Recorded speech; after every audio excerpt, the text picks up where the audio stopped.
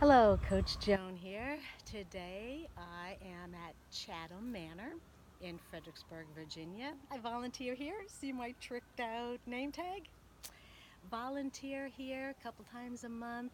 Just an unbelievable historic site. It was a great big mansion. Well, it still is.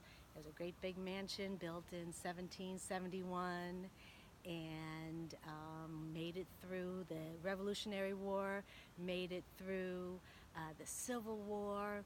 It's a great metaphor of the American South. Grandeur, Civil War, decimated, laid in destruction for a few years, and then resurrected to beauty.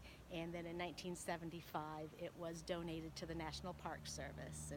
And so, what does this have to do with nutrition and fitness? Keep at it. Keep at it. No matter if you are destroyed and laying in disrepair for years, you can rebuild. Rebuild your health. You can do it. I am here to help you. Contact me, Coach Joan, at 8020 Healthy Habits, as well as subscribe to my YouTube, 8020 Healthy Habits on YouTube. Check out my Facebook page. I am here to help you.